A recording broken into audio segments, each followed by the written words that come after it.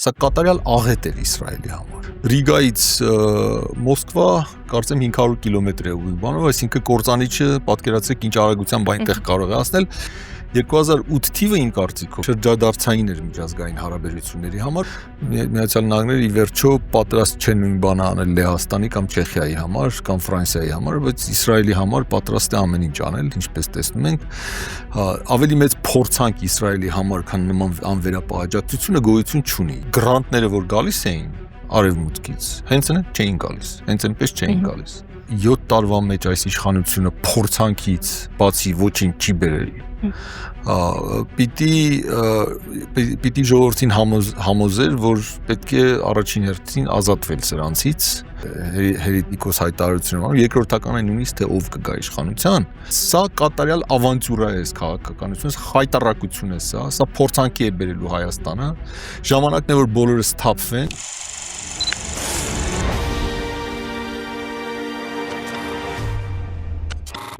Բարև ձեզ, մեր օբյեկտիվում կարևոր թեմաներ եւ իրադարձություններ են այսօր ԱՄՆ Լիհայի համալսարանի պրոֆեսոր Արման Գրիգորյանի հետ դիտարկելու ենք աշխարհաքաղաքական գործընթացները, Հայաստանին ուղղված սպառնալիքները ու Հայաստանի անելիքները։ Բարև ձեզ։ Բարև ձեզ։ Շնորհակալ եմ, որ այստեղ եք։ Շնորհակալություն հրավերի համար։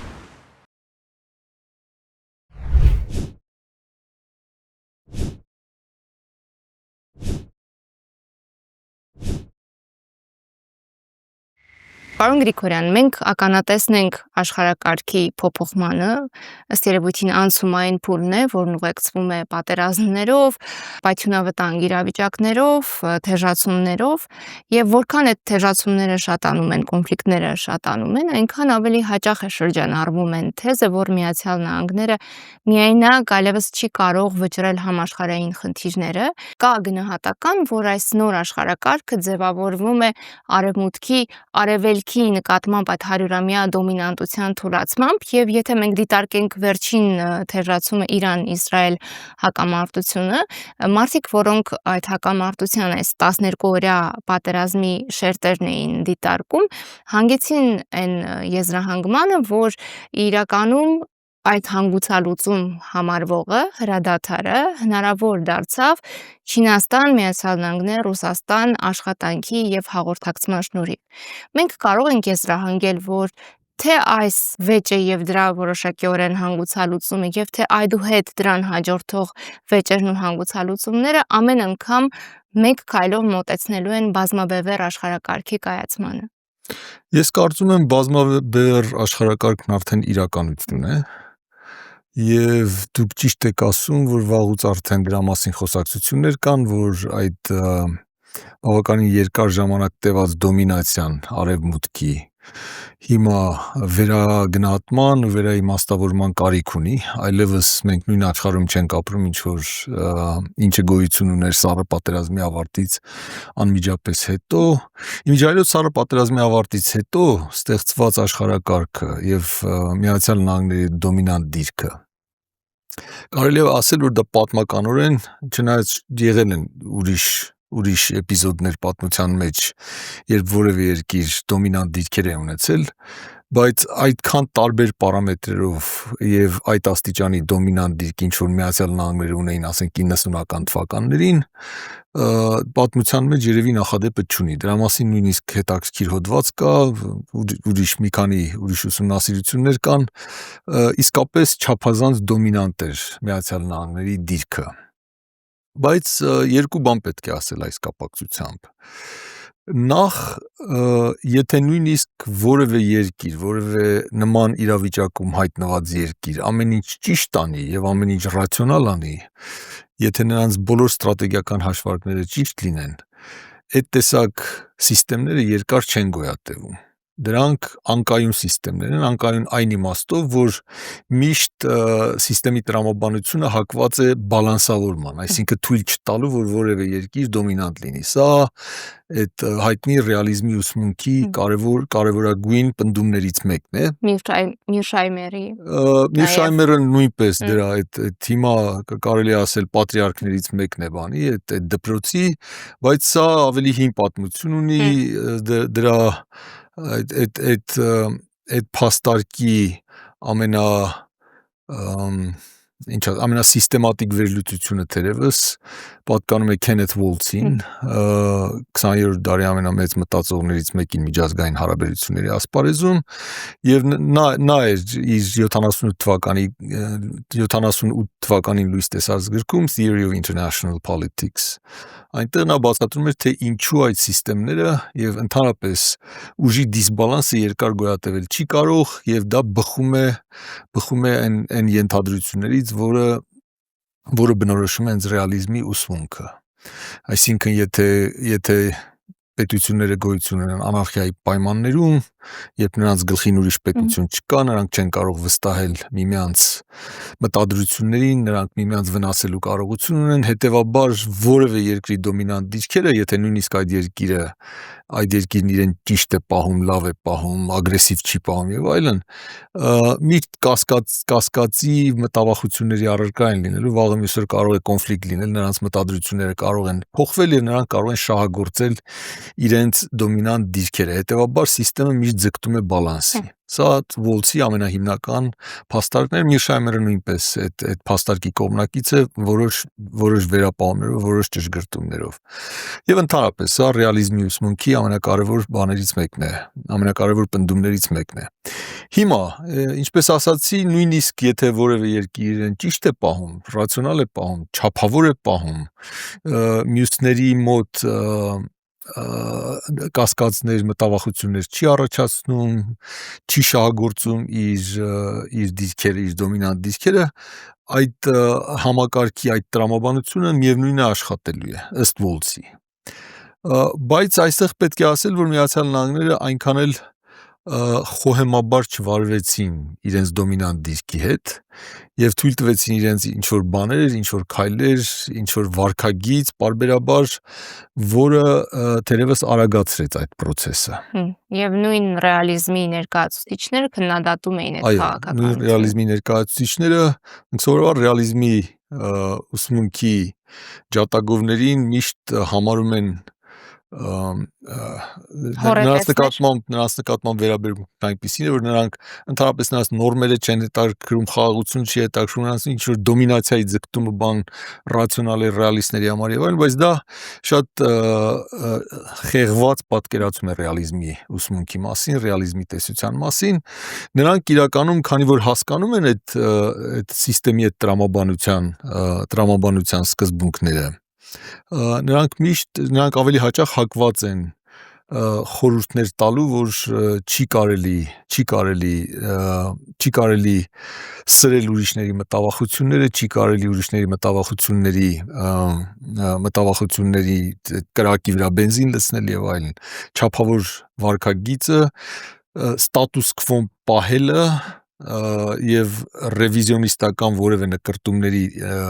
նկրտումները սահմանափակելը համարում են ավելի ռացիոնալ վարքագիծ։ Իհարկե որոշ դեպքերում այդ օպորտունիստական այդ տեսակ վարքագիծը նույնպես կարող է ռացիոնալ լինել, բայց ռեալիստների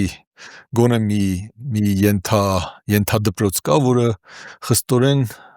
պահպանում է այն սկզբունքը, որ միշտ ռևիզիոնիստական քաղաքականությունը, իր ստատուս քվոն փոխելու քաղաքականությունը հանգեցնելու է հակազդեցության, ուժեղ հակազդեցության։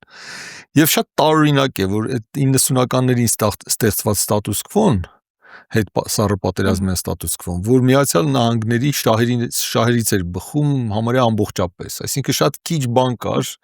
որ կարող էր Միացյալ Նահանգներին դուրս չգալ, որ Միացյալ Նահանգները պիտի որ կարիք ունենային դա ճշտելու կամ հարմարեցնելու իրենց շահերին, բայց նրանք չափազանց ինձ թվում է ագրեսիվ վարքագիծ դրսևորեցին որոշ դեպքերում, երբ դրա կարիքը չկար եւ արագացրեցին այդ գործընթացն, ինչպես արդեն ասացի, ու արդեն բանը հասավ նրան, որ Միացյալ Նահանգների պետքարտուղարը Մարկո Ռուբիոն Տրամպի ընտրությունից հետո վերջին նախագահական ընտրություններից ոչ շատ անց հայտարարեց, որ մենք այլևս գործ ունենք բազմաբևեռ աշխարհի հետ, որ մենք չենք կարող այլևս վարել քաղաքականություն, վարել մի արտաքին քաղաքականություն եւ անվտանգության քաղաքականություն, որը անտեսում է այդ փաստը։ Մենք արդեն պետք է հաշվի նստենք այն փաստի հետ, որ գոյություն ունեն այլ ուժի կենտրոններ եւ նրանց նախապատվություններն արհամարել հնարավոր չի։ ՆԱՏՕ-ի ընդլայնման քաղաքականությունը ռեալիզմի դպրոցի ներկայացուցիչները քննադատեցին եւ այդ կանխատեսումները իրականություն դարձան, որ ՆԱՏՕ-ի ընդլայնումը իրականում լուրջ ագրեսիվ հակազդեցության է հանգեցնելու, ինչը մենք տեսանք Ռուսաստանի ռեակցիայով։ Հիմա դուք անդրադառնալով ռուս-ուկրաինական հակամարտությանը նշում եք, որ հակամարտության հանգուցալուծման ամենալուրջ ազդեցությունը կլինի այն, որ մեր տարածաշրջանում ստրատեգիական անորոշությունը կնվազի։ Այսպիսի իշխանության պարագայում եւ այն պարագայում, որ մենք ունեցել ենք գրեթե անդառնալի չվերականգնվող կորուստներ, հիմա այս ամենի համադրությամբ, եթե այնուամենայնիվ ինչ որ պահից ստրատեգիական անորոշությունը որոշակիանալու է, ապա դա ինչ է տալու մեզ Հայաստան պետությանը, եթե իշխանությունը այսպիսին է եւ մենք ունենք լրջագույն կորուստներ։ Շատ լավ ու կարևոր հարց եք տալիս, բայց հիմա մի քիչ հետ քայլ կատարեմ, երկու բան ավելացնեմ իմ նախկին ասածին, որպեսզի ավելի հիմնավորված լինի իմ ասածը։ Նախ ձեր հեռուստադիտողները կարող են հարցնել, ինչ է արել Միացյալ Նահանգները, որ այդքան ագրեսիվ է, որ ստատուս քվոն փոխելու նման մտադրություններ է բացահայտել։ Սկսենք հենց ՆԱՏՕ-ի էքսպանսիայից, այսինքն ոչ թե դրանից սկսենք, նշենք դա, հետո մի երկու օրինակ ասեմ, հետո ՆԱՏՕ-ի էքսպանսիայի մասին ավելի մանրամասն կխոսեմ։ ՆԱՏՕ էքսպանսիան իհարկե ամենացցուն օրինակներից մեկն է ստատուս քվոն փոխելու։ Հարավսլավիայի վրա հարձակումը 99 թվականին, երբ դա տեղի ունեցավ առանց միավորված ազգերի կազմակերպության սանկցիայի, նույնը 2003 թվականին Իրաքում տեղի ունեցածը, անընդհատ ինչ-որ բաներ են մոգոնել Միացյալ Նահանգների ավելի ագրեսիվ տրամադրված այդ հատվածը Միացյալ Նահանգների արտաքին քաղաքական էստաբլիշմենտի, որ կարևոր է ոչ թե միջազգային իրավունքը, այլ միջազգային նորմերը, որոնք իրենք են սահմանում, թե ինչն է համարվում միջազգային նորմ, ինչ որ մեկին կպցնում ես ինչ որ պիտակ, դիկտատորի կամ ամեն 2-3 տարին մեկ ինչ որ մեկը դառնում է Հիտլերի ռեինկարնացիա եւ նրանց հետ դիվանագիտության լեզուն անօգուտ է, նրանց հետ միայն ուժ պիտի կիրառել, ինչ որ պայի ուժ կիրառելը դարձավ առաջին ընտրությունը, սովորաբար վերջին ընտրությունն է ուժը, երբ որ դիվանագիտական փորձերն ու ջանքերը ձախողվում են։ Բազմաթիվ դեպքերում Միացյալ Նահանգները պարզապես ընտրեցին ուժ կիրառելու ճանապարհը, Իսրայելին տրված անվերապահաջակցությունը, որի ընդամենը վերջին օրինակն էր այս Իրանի հետ կոնֆրոնտացիան, հիմա օրինակները կարելի է շարունակել, բայց սա արդեն ցույց է տալիս, որ Միացյալ Նահանգներն իսկապես փորձեր արեցին բազմաթիվ դեպքերում եւ ստատուս քվոն փոխել, արդեն իրենց օգտին գոյություն ունեցող ստատուս քվոն ավելի դեպի իրենց թեքել։ Հիմա ՆԱՏՕ էքսպանսիայի մասին մի քիչ ավելի մանրամասն։ Այսինքն շատերը ասում են, լավ, ՆԱՏՕ էքսպանսիայից ինչ են անհանգստացում ինչ որ մեկը, կամ դա ինչու կարելի է համարել բալանսի փոփոխություն, տրիգեր, չգիտեմ, ստատուս քվոյի փոփոխություն եւ այլն։ Միացյալ Նահանգների արտաքին քաղաքական էստաբլիշմենտին ու այդ դրա PR-ով զբաղվողներին, որ փայլուն են աշխատում, այդ առումով խոսք չունեմ, հաջողվում է շատ հաճախ ինչ որ բաներ ներկայացնել ինչ որ լույսի տակ,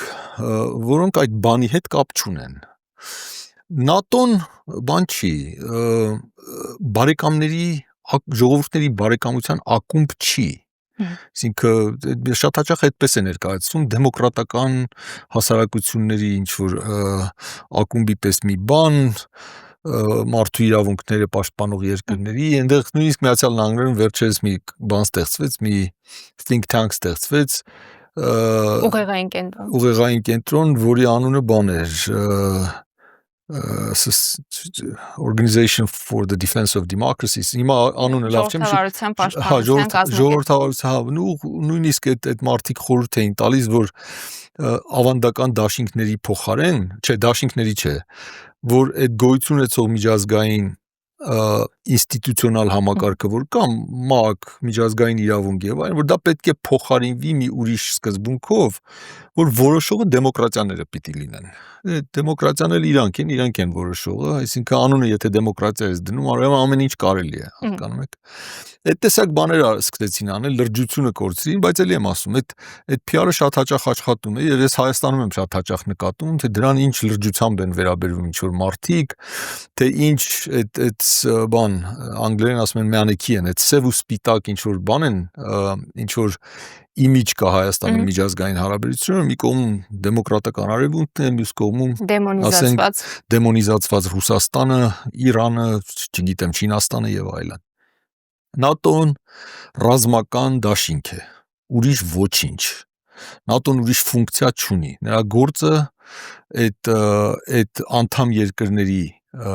ռազմական ուժի ագրեգացիան է, այսպես ասած, եւ նրանց պաշտպանությունը։ Հիմա կարող են ասել, դե հա պաշտպանական դաշինք է եւ ըստ իր օրենսդրության չէ, ըստ իր կանոնադրության իսկապես այնտեղ միայն պաշտպանական ֆունկցիա է նախատեսվում։ Բայց այդ ֆունկցիան շատ հեշտությամբ կարելի է փոխել եւ եթե այդ դաշինքի անդամները իսկապես, այսինքն դաշինքը ուժի ագրեգացիայի մեխանիզմ է եւ արդեն մենք գիտենք, որ ՆԱՏՕ-ն չնայած իր կանոնադրության այդ պաշտպանական սկզբունքին շատ հաճախ ՆԱՏՕ-ն կամ ամբողջությամբ կամ ՆԱՏՕ-ի որոշ անդամ երկրներ, որոշ դաշնակիցներ նաեւ գործողություններ են իրականացրել, որոնք դուրս են եղել, նախահարձակ են եղել, որոնք դուրս են եկել այդ կանոնի սահմաններից։ Հիմա եթե դու նայում ես դրան Ռուսաստանի տեսանկյունից, ռուսական գլխավոր շտաբի տեսանկյունից, ինչ ես տեսնում, ինչ-որ Գերմանիայից սկսած 89 թվականից հետո, ասենք 94 թվականին այդ որոշումները սկսեցին կայացնել, 98 թվականից։ Հա, այդ ամբողջ ռազմական այդ ինֆրաստրուկտուրան մոտենում է քո սահմաններին։ Ռիգայից Մոսկվա կարծեմ 500 կիլոմետր է ուղիղ, այսինքն կործանիչը պատկերացրեք ինչ արագությամբ այնտեղ կարող է հասնել, կամ այնտեղ տեղակայված միջին ու փոքր հեռահարության հրթիռները ինչ կարող են անել Ռուսաստանի։ Հիմա կարող ասել ինչ ֆանտաստիկ բաներ եք ասում, Ռուսաստանի ով է պատրաստվում Ռուսաստանի վրա հարձակվել, բոլորովին ֆանտաստիկա չի, նույնիսկ չեմ էլ հասկանում ինչպես կարելի է դա ֆանտաստիկա համարել, որովհետև Միացյալ Նահանգները շատ սիրում են ուժ կիրառել եւ այսինքն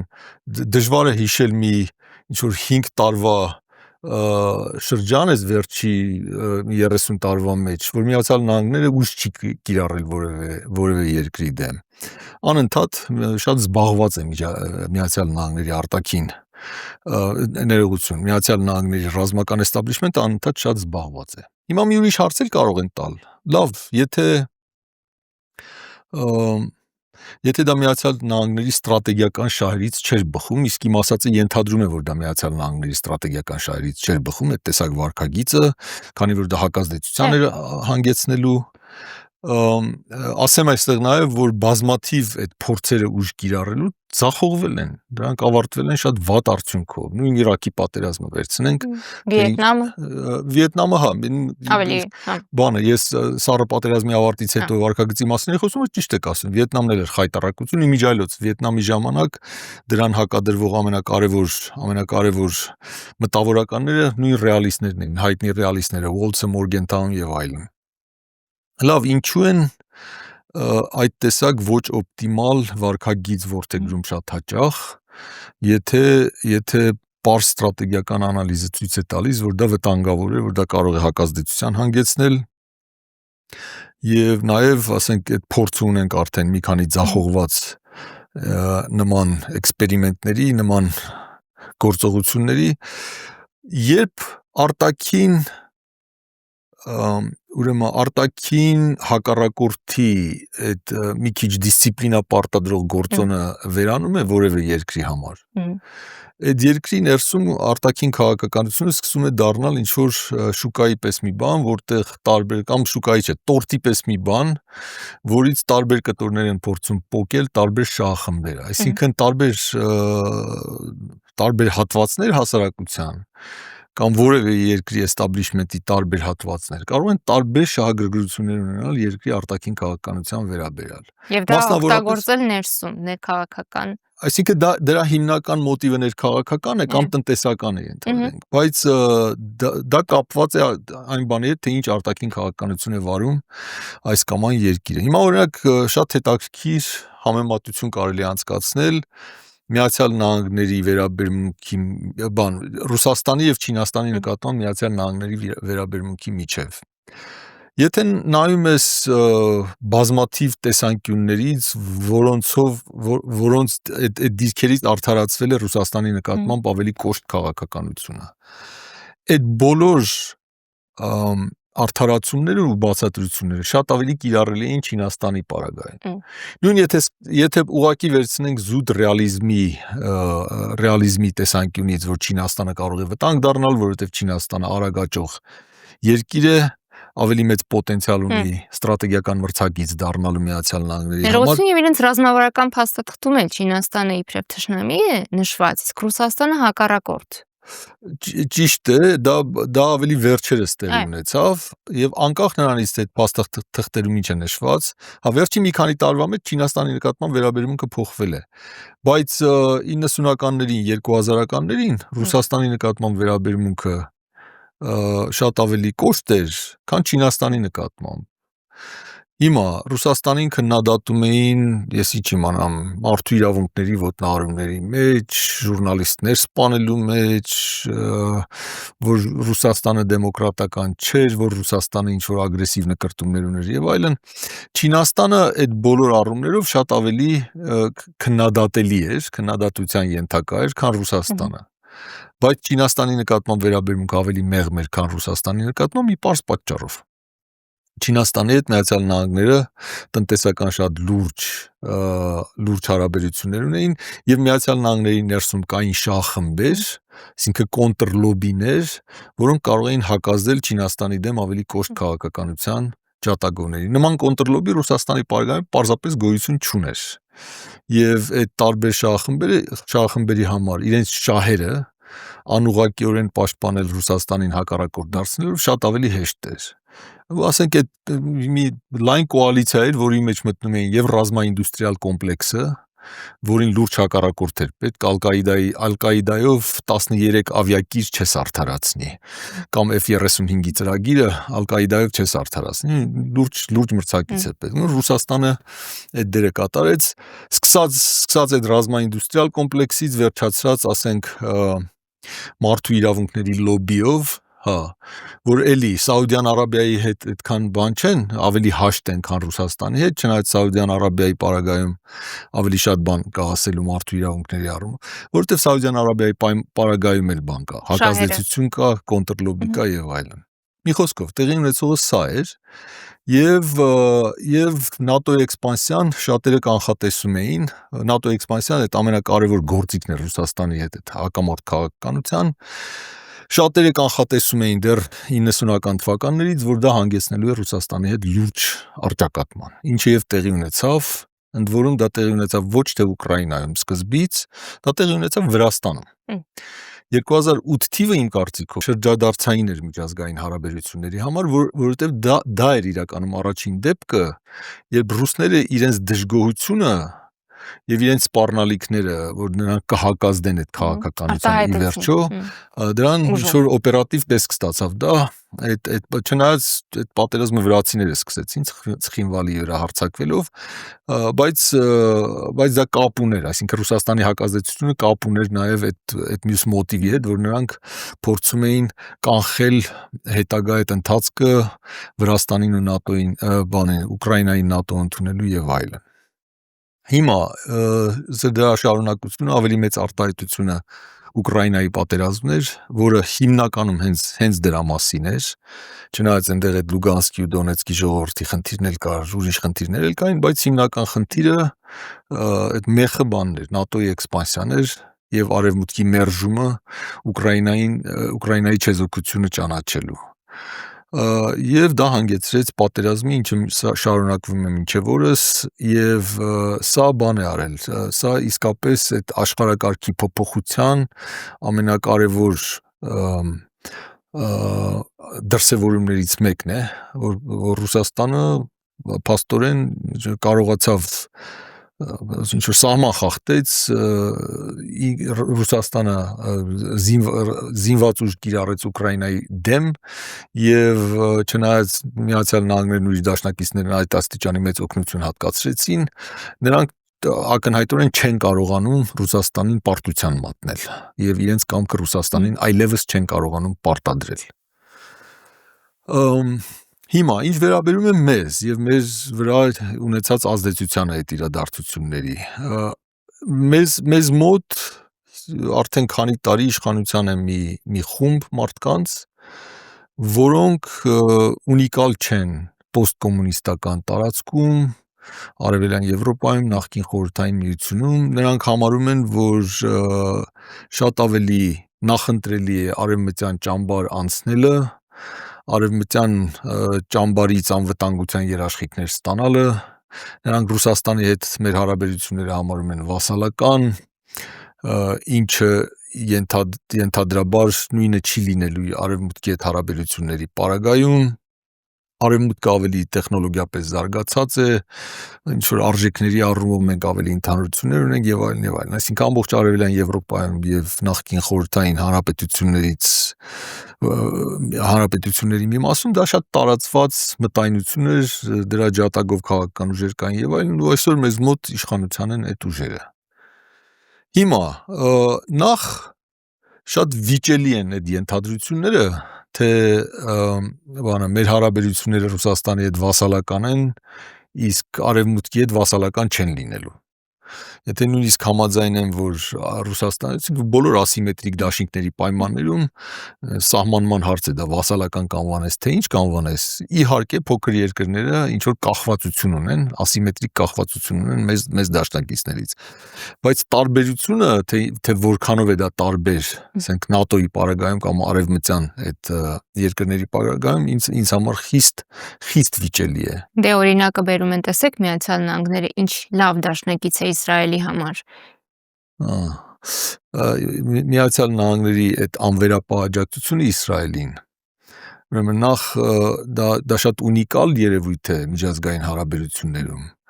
Միացյալ Նահանգները ի վերջո պատրաստ չեն նույն բանը անել Լեհաստանի կամ Չեխիայի համար կամ Ֆրանսիայի համար, բայց Իսրայելի համար պատրաստ է ամեն ինչ անել, ինչպես տեսնում ենք, ավելի մեծ փորձանք Իսրայելի համար, քան նման անվերապահ աջակցությունը գոյություն չունի, եւ մենք դա համոզվում ենք եւ ելի ենք համոզվելու, սա Իսրայելի համար փորձանք է իսկական նման անվերապահ աջակցությունը, երբեմն այսինքն չեմ ուզում շատ ինչ որ գրեհկացնել անալոգիան, երբեմն լավ ընկերը ոչ թե քաջալերում է ալկոհոլիկ ընկերոջ վարքագիծը, այլ բան է անում, ալկոհոլիկ ընկերոջը տանում է, ինչ ասեմ, բժշկի է տանում, Միացյալ Նահանգների վարքագիծը Իսրայելի պարագայում նման է ալկոհոլիկ ընկերոջ համար խմիչք առնելուն։ Դա իհարկե, այսինքն Միացյալ Նահանգները որպես այդպիսին, ասենք, այստեղ էլ ինչ որ բացատրելու կարիք կա, խոսքը պրոիսրայելական ուժերի, պրոիսրայելական լոբի այդ տեսակ վարքագծի մասին է, նրանց շատ չափազանց մեծ ազդեցության մասին, նրանք նույնիսկ ազդեցություն բառը երևի արդեն խմբագրման կարիք ունի, դա տոտալ վերահսկողություն է դարձել, հատկապես այն հարցերի վրա, որ վերաբերում է Իսրայելին, արտաքին քաղաքականության, անվտանգության առումով, եւ այդ ուժերը Միացյալ Նահանգներում նրանք նպաստեցին, որ Իսրայելում բոլոր ողջամիտ չափավորական քաղաքական ուժերը, որոնք երկար տարիներ փորձում էին ինչ որ բան գտնել, խաղաղության ճանապարհ գտնել, ինչ որ համաձայնության գալ պաղեստինցիների հետ, ես չեմ ուզում չափազանցնել նրանց այդ ձգտումների բանն էլ, նրանք էլ իրենց մեղքի բաժինն ունեն այսօրվա վիճակի համար, բայց համեմատել այդ մարդկանց Նեթանյահուի, Բեն-Գվիրի, Սմոտրիչի հետ անհնար է ուղղակի, այս մարդիկ ավելի ռադիկալ, ավելի, ինչ ասեմ, ազարտային, ավելի արմատական բան հնարավոր չի պատկերացնել, քան այսօրվա Իսրայելի այս իշխող վերնախավն է։ Եվ Միացյալ Նահանգների այդ տեսակ անվերապահ աջակցությունը, Միացյալ Նահանգներում պրոիսրայելական ուժերի այդ տեսակ անվերապահ աջակցությունը Իսրայելին հանգեցրեց Իսրայելի ներսում քաղաքական բալանսի այդ փոփոխությանը, երբ որ այդ բոլոր չափավորականները բոլոր այն մարդիկ, ովքեր կողմնակից էին, որոնք կողմնակից էին այդ ուրեմն խաղաղ ճանապարհում ինչ որ լեզու գտնելու այդ հերանեկարին, նրանք դարձան մարգինալներ ուղղակի, ամբողջ քաղաքական համակարգը, նաև հանրային կարծիքը ռադիկալացել է մի չտեսնված աստիճանի, ոչ մի կոմպրոմիսի մասին ոչ ոք չի ուզում լսել Իսրայելում, պաղեստինյան պետության մասին չեն ուզում լսել, պաղեստինցիներին ընդհանուր պետության մեջ որպես հավասար քաղաքացիների ընդգրկելու մասին չեն ուզում լսել, չգիտեմ ինչ են պատկերացնում որպես այլընտրանք այդ երկու լուծումներին, բայց նորից եմ ասում, այդ մարդիկ, այդ տեսակ նախապատվություններ ու վարկագիծ ունեցող մարդիկ անվերապահ աջակցություն են ստանում, հետևաբար նրանք միշտ կարող են իրենց քաղաքական հակառակորդներին ասել, ինչից է կան հանգստանում, ինչ էլ անում ենք, Միացյալ Նահանգները մեր թիկունքին կանգնած է, բայց այս վերջին իրադարձությունը եւ ես գիտեմ, որ հիմա արդեն թեժ բանավեճեր կան, թե պատերազմի արդյունքը ինչպես պետք է գնահատել, իմ կարծիքով սա ոչ միայն պարտություն էր Իսրայելի համար, սա կատարյալ աղետ էր Իսրայելի համար, եւ սրա հետևանքները դեռ շատ երկար զգացվելու են ու շատ լուրջ վերլուծությունների կարիք ունեն այս հետևանքները, բայց նույնիսկ այս պահին արդեն կարելի է ինչ որ գնահատականներ տալ այդ արդյունքին, նախ նրանք իրենց ոչ մի հայտարարված նպատակին չհասան, իսկ քանի որ հարձակվողն իրենք էին, ուրեմն այդ նպատակին հասնելը պիտի հաղթանակը լիներ, այսինքն Իրանի համար այդ նպատակի վիժեցումը արդեն հաղթանակ է, բայց այստեղ ավելի կարևոր բաներ կան, իմ կարծիքով այդ Իսրայելի անխոցելիության միֆը փուլ է եկել եւ սա շատ կարևոր, սա աղետ է ուղղակի Իսրայելի համար, որ նրանց այդ զսպման բանը, այսինքն զսպման այդ մեխանիզմը, որը համարվում էր կատարյալ, որ նրանք որևէ կերպ Իսրայելին խոցել առանց վախենալու կատաստրոֆիկ հակահարվածից ու հետևանքներից հնարավոր չի եւ պարզվեց, որ այս 10-օրյա պատերազմի ընթացքում Իրանը կարողացավ ոչ միայն խոցել իսրայելական թիրախները, այլ նույնիսկ այն տեսակ վնաս հասցնել Իսրայելին, այն տեսակ գին պարտադրել Իսրայելին, որ Իսրայելում հասկացան, որ պետք է դադարեցնել, ոչ թե էսկալացիայի գնալ եւ նույնիսկ Միացյալ Նահանգների աջակցությունը չօգնեց, նույնիսկ Միացյալ Նահանգների աջակցությունը այս պարագայում բավարար չէր ուրիշ բան անելու, որովհետև Միացյալ Նահանգներում էլ այդ ռազմական էստաբլիշմենտը հասկանում էր, որ որպեսզի Իրանին իսկապես զսպեն կամ պարտության մատնեն, անհրաժեշտ պիտի լիներ ցամաքային օպերացիա, ինչին Միացյալ Նահանգներն այսօր պարզապես պատրաստ չեն։ Այդ տեսակ մտադրությունը ընդհանրապես չկային ու ինչ որ կերպ հիմա փորձում են բան անել, կանգնեցնել պատերազմը, արդեն զինադադարի մասին հայտարարություն են արել, չնայած ձեզ մոտ գալուց առաջ տեսա, որ ինչ որ զինադադարի խախտումներ եղել են այնուամենայնիվ, բայց փաստը մնում է փաստ, որ Նետանյահուն համաձայնել է զինադադարի, Տրամպը համաձայնել է զինադադարի եւ նրանք դրան համաձայնել են, այդ քայլն արել են, չնայած ոչ մի նպատակի չեն հասել եւ այդ Իսրայելի խոցելիության միֆը փլվել է ու բավականին լուրջ գին է վճարել Իսրայելը սրա համար։ Ու ելի եմ ասում, սա ամենացայտուն օրինակն է, թե ինչպես կարող է անվերապահ աջակցությունը խնդիրներ ստեղծել, քաջալերել շատ անխոհեմ վարքագիծ ու քաղաքականություն, թե ինչպես կարող է նման աջակցությունը բան անել, ընդհանրապես խաթարել ստրատեգիական միտքը եւ այդ բանը ամենակարողության այդ պատրանքը ընդհանրապես բոլոր պարագաներում, բոլորի համար, մենք էլ պիտի հիմա, այսինքն սրա մասին ես ինքս գրել եմ, խոսել եմ, այդ մեր հաղթանակն էլ մեր գլուխն ընկավ, չէ՞ ժամանակին, երբ որ մենք որոշեցինք, որ ամեն ինչ վերջացած է, բոլորը եւ նրանց լավագույն ընկերները Հայաստանում, բացի մի 5 հոգուց կամ մի 10 հոգուց, պնդում էին, որ Արցախի հարցը լուծված է, ոչինչից վախենալու կարիք չկա, որովհետեւ 94 թվականի հաղթանակը գլուխներն էր ընկել։ Հիմա էլ Իսրայելի ու Միացյալ Նահանգների այդ դոմինանտ դիրքը, այդ ամենակարողության պատրանքը նրանց մի տեսակ ամբարտավան դարձրեց նրանց հնարավորություն տվեց կամ ասենք ինչ որ միջավայր ստեղծեց, որտեղ նրանք երկար բարակ չէին մտածում որ կիրառելուց առաջ։ Հիմա կմտածեն։ Հույս ունենանք, որ հիմա ինչ որ փոփոխություններ կլինեն, որ սա ինչ որ սթափեցնող բան կլինի, բայց սա նաև ինստիտուցիոնալ ինչ որ բան ունի, տրամաբանություն ունի։ Այդ ներքին քաղաքականությունը հատկապես Միացյալ Նահանգներում ներքին քաղաքական համակարգը խիստ խոցելի է այդ հատուկ շահախմբերի ազդեցությանը, որոնք անընդհատ փորձել են եւ փորձելու են, շարունակելու են փորձել նույնիսկ այս դեպքից հետո արտաքին քաղաքականությունը ծառայեցնել իրենց նեղ նպատակներին։ Այնուամենայնիվ, պարոն Գրիգորյան, երբ մենք համեմատում ենք, փորձում ենք պատկերացնել մեր դեպքում ինչ կլիներ, կա այդ գնահատականը եւ նաեւ փորձն է հուշում, որ Ռուսաստանը անվերապահորեն չէր աջակցելու։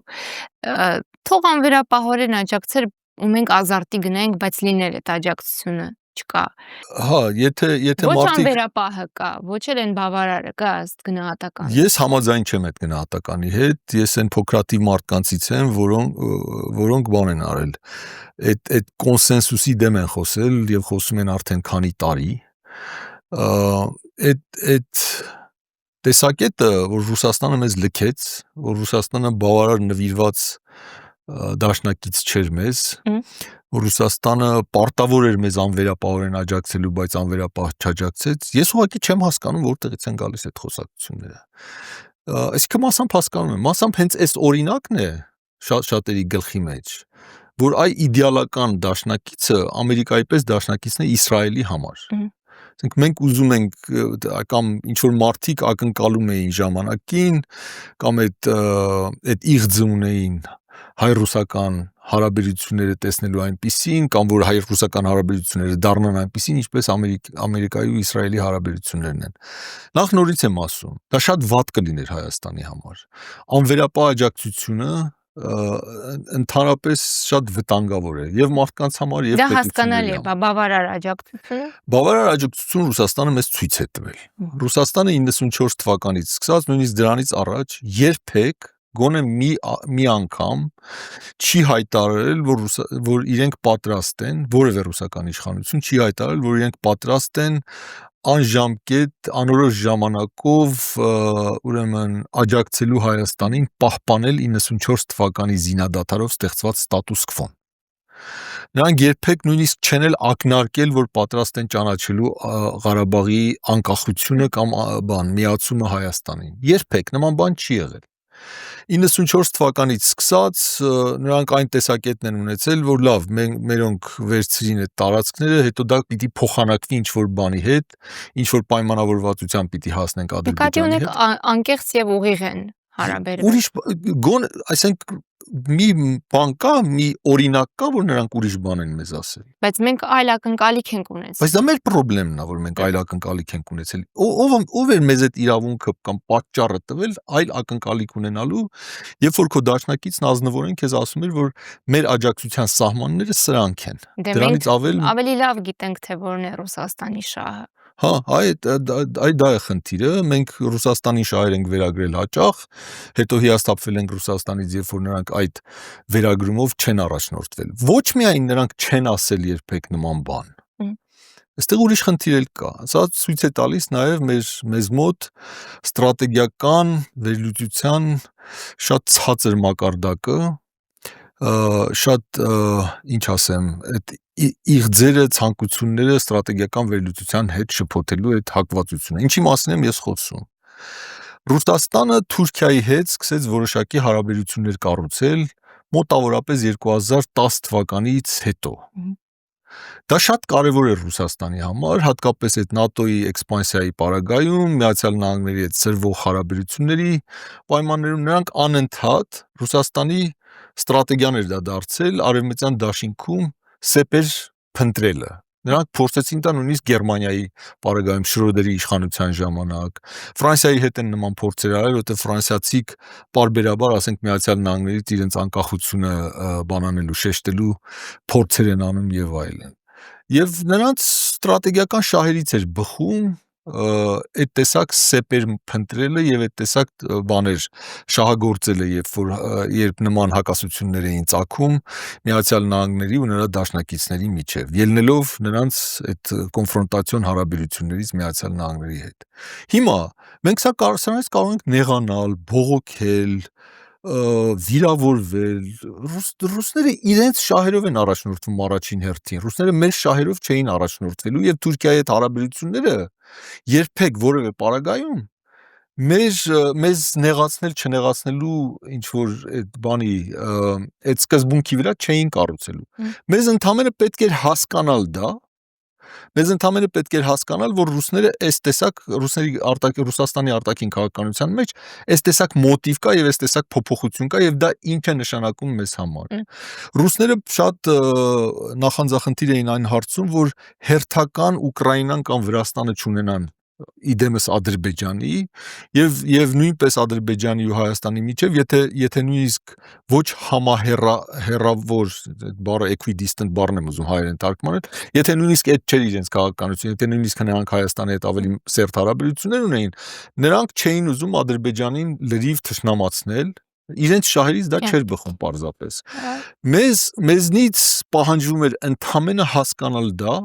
մեզնից պահանջվում էր ընդամենը հասկանալ Ռուսաստանի քաղաքականության վրա ներազդելու մեր կարողության սահմանները եւ հաշվարկները կառուցել դրա հիման վրա, ըստ այդմ։ Պարոն Գրիգորյան, դուք ստրատեգիական մտածողության հաշվարկների կարևորության մասին եք խոսում։ Տեսեք, մի ուկրաինացի ժամանակակից տեսաբան կա, որը վերլուծելով, փորձելով ախտորոշել Ուկրաինայում կատարվածը, ասում է, որ Ուկրաինան տևական ժամանակ այլևս չի գործում որպես պետություն, եւ նաեւ այն, որ այդ ամենը նաեւ հետևանքն է նրա, որ հակահամակարգային իդեաները դարձան պետության գաղափարախոսություն։ Սա տիպիկ նաև մեզ է վերաբերում։ Երբ դուք խոսում եք ստրատեգիական մտքի ու հաշվարկների մասին, մենք ինչ ենք տեսնում, որ այդ հակահամակարգային գաղափարները դարձել են պետության գաղափարախոսություն, այսինքն այստեղ ստրատեգիական միտք ու հաշվարկ չկա, կա հաշվարկ, բայց հարցը դա պետական շահից բխող հաշվարկ է, թե այլ շահերից։ Եվ այս պարագայում իշխանական ամբողջ ռեսուրսներն ու լծակները ուղղվում են այդ հակահամակարգի գաղափարի դոմինանտությանը եւ որպես հետևանք մսկվում է պետության կենսունակությունը եւ հասարակության կենսունակությունը, հետեւաբար թուլանում է պետությունը, իսկ թուլացած պետությունը, իմունիտետ չունեցող հասարակության պետությունը չի կարող սուբյեկտ լինել միջազգային հարաբերությունների, որտեղ ինքը կշիռ չունի, քարս չունի։ Ճիշտ եք ասում, հատկապես այդ տեսակ պատերազմից ու այդ տեսակ ջախջախիչ պարտությունից հետո բնականաբար որևէ պետության կշիռը, որևէ պետության սուբյեկտայնությունն ընկնելու է։ Երկու խնդիր կա Հայաստանում, այդ տեսակ եթե տերմին օգտագործենք հակահամակարգային գաղափարները սնող։ Մեկը շատ գռեհիկ բան է։ Այդ գրանտները, որ գալիս էին արևմուտքից, հենց այնպես չէին գալիս։ Իսկ հիմա այլևս որևէ կասկած չկա, թե ինչն էր մոտիվը այդ տեսակ գործունեության արևմուտքի կողմից, Միացյալ Նահանգների, Եվրոպական միության կողմից այդ ռեսուրսների այդքան ռեսուրսներ տրամադրելը Հայաստանում եւ ընդհանրապես պոստսովետական, պոստկոմունիստական այդ տարածաշրջաններում նման ռեսուրսներ տրամադրելը ինչի համար էր դառնում։ Դառնում էր մի բանի համար, որպեսզի այդ երկրներում ստեղծեն մթնոլորտ, ստեղծեն քաղաքական ուժեր, որոնք իրենց իղձերը սահմանում էին որպես Ռուսաստանի հետ, Ռուսաստանից հեռանալ, Ռուսաստանի հետ ավելի թշնամական հարաբերություններ կառուցել եւ այլն։ Նրանց հետաքրքրողը դա էր։ Եթե Հայաստանը Ռուսաստանի դաշնակիցներ լինելու, շարունակելու էր ունենալ նորմալ հարաբերություններ Ռուսաստանի հետ, այդ գրանտատուներին հետաքրքիր չէր լինելու Հայաստանը կամ Հայաստանում այդ տեսակ մտայնություն ունեցող մարդիկ, որքան էլ նրանք նվիրված լինեին դեմոկրատիային, լիբերալիզմին եւ այլն եւ այլն։ Այստեղ մի բան ասեմ, մի շատ կարևոր դիտարկում անեմ։ Սրա մասին ես մի ծավալուն աշխատություն եմ գրել մի քանի տարի առաջ։ 2008 թվականին Հայաստանում դեմոկրատական շարժում սկսվեց։ Սահմանադրական կարգի վերականգնման շարժում սկսվեց։ Այդ շարժմանը ոչ միայն արևմուտքը չաջակցեց, այդ շարժման նկատմամբ արևմուտքը մոտավորապես հակակրական վերաբերմունք ուներ։ Գիտեք պատճառն ինչ էր, որովհետև այդ շարժումը իր գործունեությունն ու իր ամբողջ օրակարգը սահմանել էր որպես երկրի ներսում դեմոկրատիայի սահմանադրական կարգի վերականգնման շարժում։ Իր անելիքը այդպես էր սահմանել։ Եվ երբ որ պոստսովետական տարածքում ինչ որ շարժում, ինչ որ ուժ ինքը իրեն համարում է դեմոկրատական կամ լիբերալ ուժ, Արևմուտքում հասկանում են, որ ուրեմն սա հակառուսական պիտի լինի։ Եթե դա հակառուսական չի, այդ պիտակին նրանք արժանի չեն ընդհանրապես։ Եվ այդ շարժման նկատմամբ նման անտարբերությունը կամ նույնիսկ հակակրական վերաբերմունքը ես համեմատության մեջ դրեցի 13 թվականին Ուկրաինայում տեղի ունեցածի հետ, ու թե ինչ աստիճանի նվիրվածությամբ, ինչ աստիճանի աջակցություն, պատճառը մեկն էր։ Հակառուսական էր Ուկրաինայի այդ մասսայական շարժումը, իսկ Հայաստանի մասսայական շարժումը հակառուսական չէր։ Եվ այդ վերաբերմունքի տարբերությունն այլ բանով ուղղակի հնարավոր չէր բացատրել։ Հիմա էլ եմ ասում, այդ բոլոր շարժումները, այդ բոլոր ուժերը, որոնք այդ գրանտերն են ստացել, որոնք դարձել են այդ գաղափարների, այդ տրաֆարետային լիբերալիզմի ու տրաֆարետային դեմոկրատիայի այդ ջատագովները, որոնց համար դրանք ընդհանրապես լոզունգներ են իմիջայլոց, հա։ Այսինքն ինչ նկատի ունեմ սա ասելով, եթե ինչ որ բան արևմտյան է, ուրեմն դեմոկրատական է, եթե ինչ որ բան արևմտյան է, ուրեմն ազատական է, հա։ Այդ մարդկանց սնել են, այդ ռեսուրսները ծախսել են, որպեսզի ստեղծեն ինչ-որ մի հակառուսական բան, տրամադրություններ կամ ուժեր, որոնք Հայաստանի ապագան այդ տեսակ քաղաքականության մեջ են տեսնում։ Երկրորդ համակարգային գաղափարների երկրորդ աղբյուրը մեր հեղափոխական իշխանություններն են, որոնք այդ նշածս ուժերի հետ այդ մտադրություններն ու իղձերը կիսում են, նրանք էլ են համարում Ռուսաստանը հետադեմ, չգիտեմ, ավտորիտար ինչ-որ մի պետություն է, որից օր առաջ պետք է ազատվել եւ տեղափոխվել դեպի արևմտյան դրախտ։ Այս մարդկանց խնդրեմը նախ նրանք արդեն իշխանություն էին, որը շատ կարևոր փոփոխություն է, շատ կարևոր հանգամանք է, եւ հակահամակարգային այստեղ այն էր, որ այս մարդիկ մտածում էին բացառապես իղձերի հիման վրա, այսինքն ինչ ենք մենք ուզում։ Դա ընդհանրապես շատ տարածված երևույթ է եւ ոչ միայն այդ ձախ, այդ ազատական այդ լոզունգներով առաջնորդողների համար է։ Դա հատուկ էր նաեւ մեր բաներին, այդ ավանդական ազգայնականներին, ավանդական իրենց ազգայնական համարող ուժերին, հա, որոնք անընդհատ բոցավառված էին այդ գաղափարներով, որ կարևորը կամքն է, կարևորը քո իղձերն են, եւ եթե նայում եք Հայաստանում ընդհանրապես քաղաքական բանավեճի բովանդակությանը, դա իղձերի մրցակցության ինչ-որ ֆորմատով է տեղի ունենում, եւ մարդիկ երբ ինչ-որ բան են ասում, որ ասում են, ասենք, այս ինչ բանը հնարավոր չի, ասում են, այդ մարդը ոչ թե իրականում դա հնարավոր չի, դա տվյալ վերլուծաբանի ցանկությունն է, որ դա տեղի չունենա։ Ես չեմ բացառում, որ որոշ դեպքերում ներողություն, պարոն Գիգարյան, պարադոքսն է, որ հիմա ընդհանրապես իղձ չկա։ Կա։ Ես համաձայն չեմ դրա հետ։ Շարունակում են, հատկապես Ղարաբաղի կորստից հետո, որ այն ժամանակ այդ Նիկոլ Փաշինյանն ու իր թիմը, որոնք չնայած իշխանության եկան այդ ավանդական ազգայնական ուժերին իշխանությունից հեռացնելով, իշխանության գալուց անմիջապես հետո այդ մարդիկ սկսեցին նրանց հետ մրցակցել այդ ազգայնականության, այդ ոչ միթիզականության, այդ ամեն հարցում, նրանք շատ ավելի արմատական վարքագիծ որդեգրեցին, նրանք դուրս եկան բանակցություններից եւ այլն։ Շտկեմ, բովանդակություն չկա, իղձեր կան, բայց բովանդակությունը պիտի լիներ բանակցությունները, բովանդակությունը պիտի լիներ վերլուծությունն ու ըմբռնումը, թե այս տեսակ իղձերի վրա քաղաքականություն կառուցելը ինչ արդյունքի կհանգեցնի։ Պատճառահետևանքային ինչ-որ վերլուծություն պիտի լիներ։ Այդ հանգամանքների, այդ պարամետրերի վերլուծություն պիտի լիներ, որը իսկապես չկար։ Բացառապես, ասում եմ, խոսքը իղձերի մասին, ամբողջ խոսակցությունը, ամբողջ խոսույթը հիմնված էր իղձերի շարադրանքի վրա։ Եվ բանից հետո, երբ որ այդ մի գրանդիոզ պրոյեկտը ձախողվեց 20 թվականի պատերազմով, հետո Ղարաբաղի կորստով, Նրանք ավելի շեշտը սկսեցին դնել մյուս գրանդիոզ նպատակի վրա, որը Ռուսաստանի լծից Հայաստանն ազատագրելն էր, արևմտյան դրախտ տեղափոխելը եւ այլն, Հիմա, եթե նույնիսկ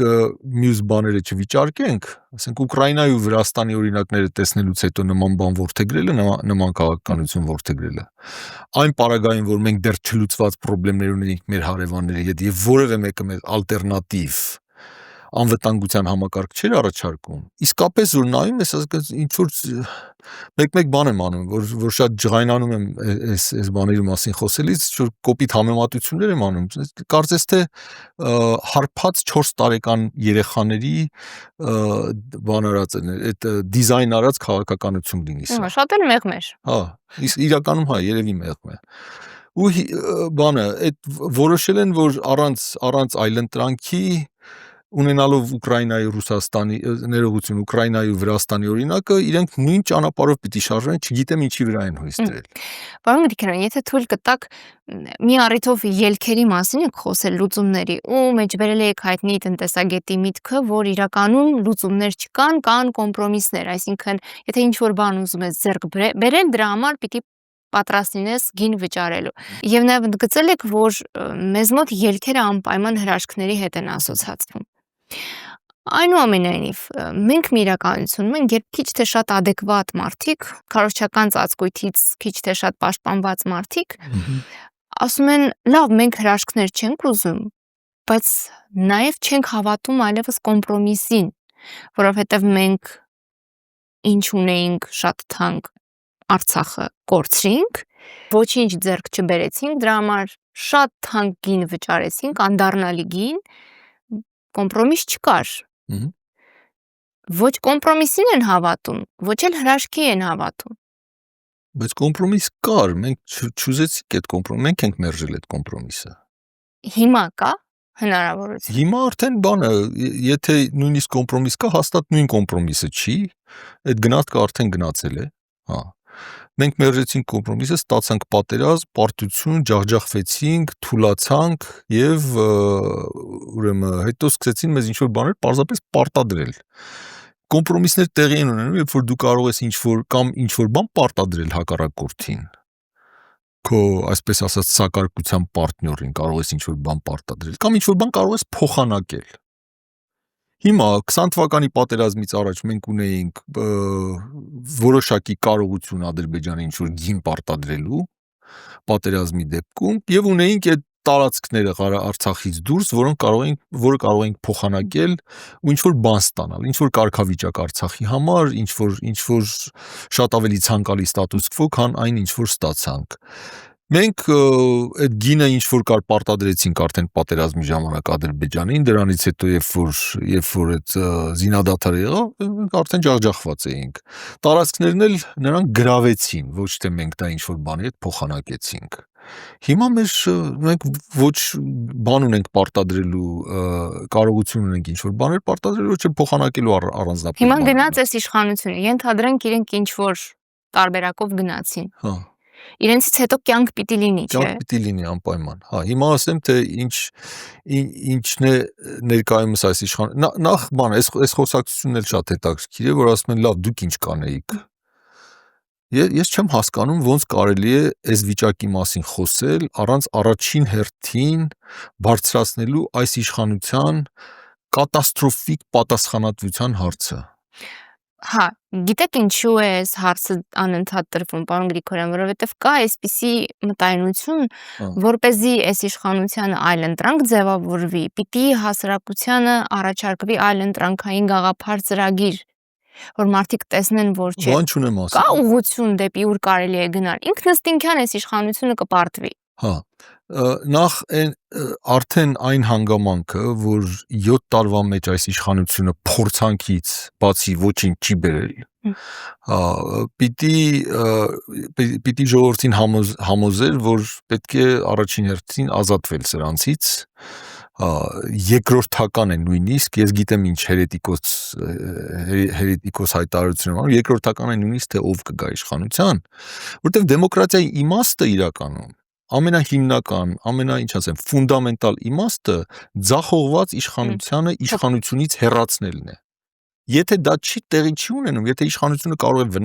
վստահ լինել, որ որևէ պարագայում ինքը մնալու է իշխանության, դեմոկրատիայի անիմաստ է, եթե նույնիսկ ընտրությունները ազնիվ են անցնում, հասկանում եք։ Մեր քաղաքական կուլտուրայի մեջ պիտի մտնի այդ սկզբունքը, որ ձախողված իշխանությանը պետք է դուրս շպրտել։ Եթե հաջորդ իշխանությունը վատ պահի իրեն, հետո նրան դուրս կշպրտեք, բայց ձախողված իշխանությանը չի կարելի պատասխանատվության չենթարկել։ Այդ ձախողված իշխանությանը պատասխանատվության չենթարկեցին, դրա համար նրանք շարունակեցին նույն ավանտյուրիստական վարքագիծը, ինչ որ պատերազմից առաջ էր, պատերազմից հետո էլ ուրիշ ավանտյուրիստական վարքագիծ որդեգրեցին, որ պիտի բանը փոխեն, ճամբարը փոխեն, որ պիտի արևմտյան միջնորդության շնորհիվ Արցախում ավելի լավ ինչ որ բան ստանան, հետո էլ որոշեցին, որ Արցախից ազատվեն, եթե ամբողջապես ազատվեն, այդ դեպքում մենք ունենանք բացարձակ ինքնիշխանություն եւ գործելու ազատություն, եթե հիմա էլ որոշել են, որ եթե Ադրբեջանի ու Թուրքիայի հետ սեպարատ լեզու գտնեն, դա էլ մեր ինքնիշխանությունը կբարձրացնի։ Քիչ առաջ ինչ էինք խոսում այդ միջազգային հարաբերությունների մասին։ Եթե գոյություն ունի ուժերի ասիմետրիա, քո հարևանների հետ, երկրների հետ, որոնց հետ չլուծված խնդիրներ ունես, այսինքն այստեղ միայն ուժերի ասիմետրիան չի, այստեղ նաև նրանց մտադրություններն են։ Ես չեմ հասկանում, ասենք պարտադիր չի ինչ որ բան լինել, ծայրահեղական ավանդական ազգայնական մեկը լինել, տեսնելու համար, որ Ադրբեջանում ու Թուրքիայում այնքան էլ բարյացակամ չեն տրամադրված մեր նկատմամբ։ Մեղմ ասած, հա։ Եվ այդ պայմաններում համարել, որ իրենց հետ ինչ որ թղթի կտոր կարելի է ստորագրել եւ դրանով ամեն ինչ կվերջանա, դրանով մենք կհաստատենք հարատև եւ կայուն խաղաղություն, առանց միջնորդների, առանց դաշնակիցների, առանց ինչ որ անվտանգության համակարգի, հա, չափազանց մեծ երևակայություն է պետք դրա համար, բայց այս մարդկանց արտաքին քաղաքականության հիմնասյունը այդ ենթադրությունն է, որ նրանք ինչ որ թղթով կլուծեն իրենց հարցերը Թուրքիայի ու Ադրբեջանի հետ եւ դա կազատի իրենց ձեռքերը, դա նրանց ինքնիշխանության հիմնակարը կդառնա, նրանք ռուսներին կուղարկեն գրողի ծոցը, 102-րդ բազան կհանեն երկրից եւ Հայաստանում կտիրի անդոր խաղաղություն ու բարգավաճում։ Պարոն Գրիգորյան, թույլ տվեք մի շտկում անել ինքս ինձ, ես ասացի հարցադրում արեցի, կյանք կա, չէ, այս իշխանությունից հետո, բայց կարևոր է ֆիքսել, որ եթե շարունակի մնալ այս իշխանությունը, այդ կյանքը կարող է չլինել։ Այո։ Ու դուք էլ մի առիթով հիշեցրել եք այդ ֆենոմենի մասին, հա, երևույթի մասին, որը կա միջազգային գիտական գրականության մեջ, գրավադրում հանուն վերակենդանացման, հա, եթե չեմ սխալ։ Gambling for resurrection։ Եվ սա համեմատել եք Փաշինյանի քաղաքականության հետ, երբ այլևս կանխատեսելի գործոնների վրա հնարավոր չէ կառուցել քաղաքականությունը, շարունակում է իր վարքը հույս ունենալով, որ ինչ որ անկանխատեսելի իրողություն կհայտնվի եւ այդպիսով իշահ իրեն իրավիճակ կստեղծվի։ Հիմա գրավադրման մասին, այս մարդը ոչ միայն գրավադրել է ինչ որ բաներ սեփական իշխանությունը պահելու համար, այդ գրավադրումը կարող է մեզ համար արժանալ պետականություն եւ հետեւաբար այն իմ հարցադրումը կյանք կա, չէ, կարող է կյանք չլինել։ Հիմա նոնսենս է, որ այս իշխանությունը, ձախողված իշխանությունը չի պատժվել, պատասխանատվության չի ենթարկվել եւ չի հեռացել։ Այնուամենայնիվ, ո՞րն է տարբերակը այս իրավիճակից դուրս գալու եւ կյանք ունենալու։ Ես կարծում եմ, որ ամենակարևոր խնդիրը այս իշխանությունների վարած արտաքին քաղաքականությունն է, այդ արտաքին քաղաքական մտադրությունները, որ նրանք արմատապես փոխելու են երկրի ռազմավարական օրիենտացիան, որ նրանք ձերբազատվելու են Ռուսաստանի հետ մեր հարաբերություններից, որ նրանք հապկի անվտանգության համակարգին փոխարինող ինչ որ բան են գտնելու կամ առանց ինչ որ բան գտնելու պարզապես ձերբազատվելու են դրանից, այս քայլերը ոչ միայն մեզ խոցելի կդարձնեն, այլ ինչպես արդեն ակնարկեցի իմ նախորդ ասածների մեջ, դրանք բնականաբար Ռուսաստանի թշնամանքն են շահելու, որովհետև Ռուսաստանը շատ երկար ժամանակ համարում է, որ այդ երկրները Ռուսաստանի սահմանակից նախկին խորհրդային հանրապետությունները կամ արևելյան Եվրոպայի երկրները, որոնք սպոնսորներ են փնտրում արևմուտքում, դա նրանք համարում են թշնամական քայլ եւ ոչ առանց պատճառի, նորից եմ ասում։ Եթե նույնիսկ այդ երկրները, այդ փոքր երկրները դա թշնամանքից ելնելով չեն անում, այդ քայլերը Ռուսաստանին պատկերանում են որպես թշնամանք, որովհետև նրանք գիտեն, որ Միացյալ Նահանգները այդ տեսակ կոնֆրոնտացիոն քաղաքականություն է վարում, գոնե համենայնդեպս մինչև վերջերս։ Հիմա ինչ է տեղի ունենում այս վերջին շրջանում, ես կարծում եմ, որ այդ հույսերը կամ այդ աջակցությունը, այդ շատ լավ արտահայտված, եթե նույնիսկ միայն այդ վերբալ մակարդակում գոյություն ունեցող աջակցությունը, որ մենք ձեր կողքին ենք, Հայաստանի դեմոկրատիան, ինքնիշխանությունը, Բրյուսել, Վաշինգտոն եւ այլն, այդ բաները մի քիչ թուլացել են այս վերջին շրջանում Տրամպի իշխանության գալուց հետո, նույն Եվրոպայում եւ Միացյալ Նահանգներում այդ ներքին բանավեճերի թեժացման պայմաններում, աջակցության նվազման պայմաններում, USAID, NED կամ փակվելու կամ դրանց այդ ռեսուրսների նվազելու պայմաններում,